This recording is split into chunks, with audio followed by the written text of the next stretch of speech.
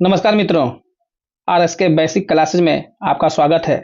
इस वीडियो में आप भूगोल के अंतर्गत एक महत्वपूर्ण टॉपिक ब्रह्मांड के बारे में वन लाइनर प्रश्न का आंसर जानेंगे। यह वीडियो सभी प्रकार के प्रतियोगी परीक्षाओं के लिए बहुत ही उपयोगी है। ब्रह्मांड का मतलब होता है सभी तारों, ग्रहों, उपग्रहों, आकाशीय पिंडों के विशाल समूह जिसकी कोई सीमा ना हो, यानी असीमित हो और जिसका विस्तार लगातार हो रहा है।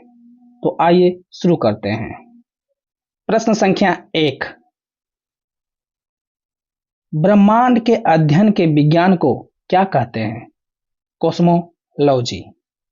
कॉस्मोलॉजी का हिंदी होता है ब्रह्मांड विज्ञान।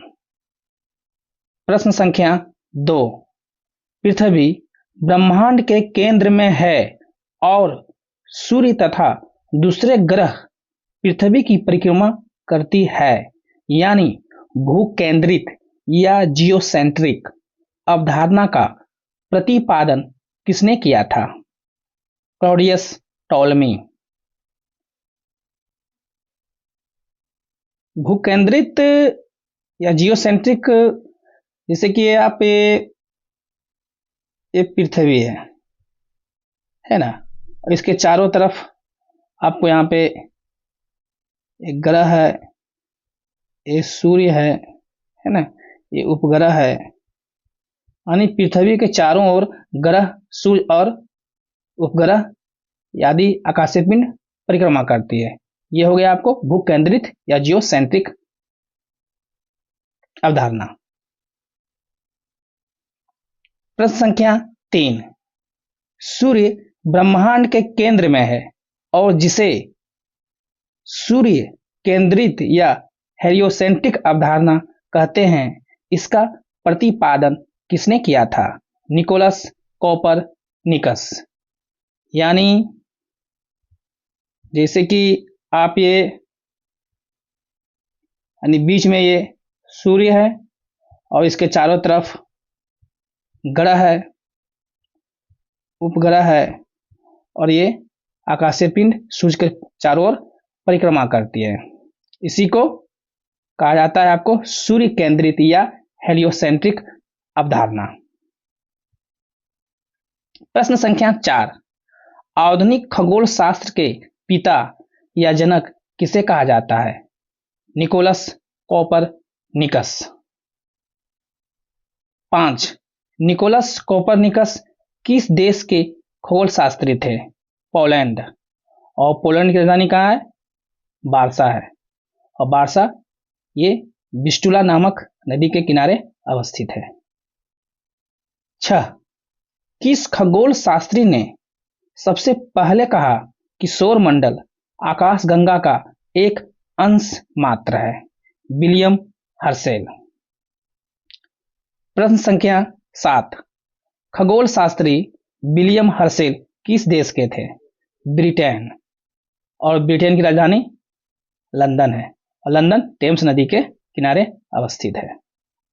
प्रश्न संख्या 8, ब्रह्मांड की उत्पत्ति के कितने सिद्धांत हैं? 3, ए महाविस्फोट सिद्धांत या बिग बैंग सिद्धांत, बी साम्यावस्था सिद्धांत, सी दोलन सिद्धांत। महाविस्फोट सिद्धांत या बिग बैंग सिद्धांत का मतलब हुआ कि ब्रह्मांड घना और गर्म बिंदु के रूप में था और यह बिंदु में एकाएक विस्फोट हुआ और ब्रह्मांड लगातार बढ़ता जा रहा है।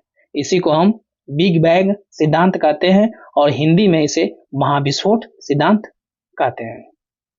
प्रश्न संख्या 9, ब्रह्मांड की उत्पत्ति का सबसे अधिक मान्यता प्राप्त सिद्धांत कौन सा है? बिग बैंग सिद्धांत। 10, बिग बैंग सिद्धांत का प्रतिपादन किसने किया था? जॉर्ज लेमेटेर। 11, जॉर्ज लेमेटेर किस देश के खगोल शास्त्री तथा पादरी थे? बेल्जियम। और बेल्जियम की राजधानी ब्रुसेल्स है, और यह सेन नामक नदी के किनारे अवस्थित है। प्रश्न संख्या 12, ब्रह्मांड में किस गैस की प्रधानता है? हाइड्रोजन। हाइड्रोजन गैस की प्रधानता है, और हाइड्रोजन गैस का रासायनिक प्रतीक एच है। 13 सबसे पहले किस खगोल शास्त्री सूर्य को सौरमंडल का केंद्र माना और पृथ्वी सूर्य के चारों ओर चक्कर लगाती है? John Copernicus. 14 एक वर्ष में प्रकाश द्वारा तय की गई दूरी क्या कहलाता है? प्रकाश वर्ष, और इसको इंग्लिश में लाइट ईयर कहते हैं।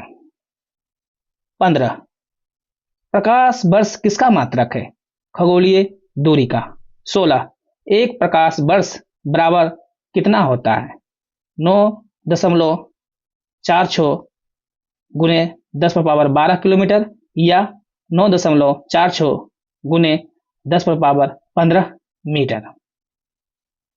17 खगोलीय पिंड, तारों, ग्रह, उपग्रह आदि के समूह या जमाव को क्या कहते हैं? आकाश गंगा, और आकाश गंगा को इंग्लिश में गैलेक्सी कहा जाता है। 18 ब्रह्मांड में कितने आकाश गंगाएं हैं? लगभग 100 अरब। 19 प्रत्येक आकाश गंगा में कितने तारे हैं? लगभग 100 अरब। प्रश्न संख्या 20 हमारी पृथ्वी किस आकाश गंगा का हिस्सा है? मंदाकिनी या मिल्की वे या दुग्ध मेखला। 21 आकाश गंगा मंदाकिनी यानी मिल्की वे का आकार कैसा है? सर्पिल। 22 मंदाकिनी आकाश गंगा को सबसे पहले किसने देखा था? गैलीलियो ने। गैलीलियो एक प्रसिद्ध खगोल शास्त्री, गणितज्ञ और भौतिक विज्ञानी थे। ये इटली के रहने वाले थे। 23 गैलीलियो किस देश के रहने वाले थे? इटली। 24 मंदाकिनी आकाश गंगा के सबसे नजदीक कौन सा आकाश गंगा है? एंड्रोमेडा यानी देवयानी। 25 सबसे पहले दूरबीन का प्रयोग किसने किया था? गैलीलियो ने। 26 खगोलीय दूरी का सबसे बड़ा मात्रक क्या होता है? पारसेक। 27 एक पारसेक बराबर कितना होता है? 3.26 प्रकाश वर्ष। 28 ब्रह्मांड में गैसों के चमकने वाले या चमकदार आकाशीय पिंड को क्या कहते हैं? तारा। तारा वो आकाशीय पिंड जिसमें स्वयं का प्रकाश होता है, उसे हम तारा कहते हैं। जैसे सूर्य क्या है? एक तारा है। प्रश्न संख्या 29 पृथ्वी के सबसे नजदीक तारा कौन है? सूर्य। 30 सूर्य के सबसे नजदीक तारा कौन सा है? Proxima Centauri. 31 आकाश गंगाओं के समूह को क्या कहते हैं? Super cluster. 32 मृत्यु की ओर यानी मृत्योन्मुख तारे को क्या कहते हैं? लाल दानव। लाल दानव तारा वह तारा जो अपनी जीवन के अंत की ओर बढ़ रहा है और यह लाल होता है, इसी को हम लाल तारा कहते हैं। 33 जिस तारों का प्रकाश सूर्य के प्रकाश से कम होता है उसे कौन सा तारा कहते हैं? वामन तारा या ड्वार्फ तारा। प्रश्न संख्या 34 तारों का रंग किस बात पर निर्भर करता है? तापमान। 35 तारों का रंग किसका सूचक है? उसकी आयु का। 36 एक निश्चित आकृति में सजा हुआ तारों के समूह को क्या कहते हैं? नक्षत्र। 37 हमारी पृथ्वी नक्षत्र समूह से होकर गुजरती है, यानी नक्षत्र समूह को क्या कहते हैं? राशि। 38 कुल कितने राशि है? 12। जैसे मेष राशि, वृषभ राशि, मिथुन राशि, कर्क राशि, सिंह राशि, कन्या राशि, तुला राशि, वृश्चिक राशि, धनु राशि, मकर राशि, कुंभ राशि और मीन राशि। कुल 12 राशियां हैं। 39 एक ब्रह्मांड वर्ष कितना होता है? 25 करोड़ वर्ष। 40 मंदाकिनी के केंद्र से सूर्य की दूरी कितनी है? 32,000 प्रकाश वर्ष। 41 आकाश में कुल कितने तारामंडल है? 89। कहीं कहीं आपको 88 देखने को भी मिलता है। 42 किसी तारामंडल का सबसे अधिक चमकदार नक्षत्र को क्या कहते हैं? अल्फा नक्षत्र। 43, किसी तारामंडल का सबसे कम चमकदार नक्षत्र को क्या कहते हैं? बीटा नक्षत्र। 44, नोवा का संबंध किस आकाशीय पिंड से है? तारा से। 45, चंद्रशेखर सीमा किससे संबंधित है? तारा से। 46, ध्रुव तारा किस दिशा में प्रतीत होता है? उत्तर दिशा। 47, सबसे बड़ा तारामंडल कौन सा है? सेंटारस। 48, सौर प्रणाली की खोज किसके द्वारा की गई थी? कोपरनिकस। 49, ब्रह्मांड का लगातार विस्तार को क्या कहते हैं? Big bang. 50, ब्रह्मांड में विस्फोटित तारा को क्या कहते हैं? सुपरनोवा या अभिनव तारा। 51, जिस तारामंडल के तारे ध्रुव तारे की ओर संकेत करते हैं वह है सप्त ऋषि, यानी 7 ऋषि, जैसे अत्रि, बृहस्पति, कश्यप, वशिष्ठ, विश्वरूप, नचिकेता और जमदग्नि। 52, अंतरिक्ष यात्री को आकाश कैसा दिखाई देता है? काला। 53, तारों में किस गैस की प्रधानता होती है? हाइड्रोजन गैस की और हीलियम गैस की। सबसे ज्यादा हाइड्रोजन गैस होता है, उसके बाद हीलियम गैस होता है। 54, सबसे चमकीला तारा कौन है? साइरस या डॉग स्टार। 55, ब्रह्मांड में तारों की कुल संख्या कितनी है? लगभग 10⁻22।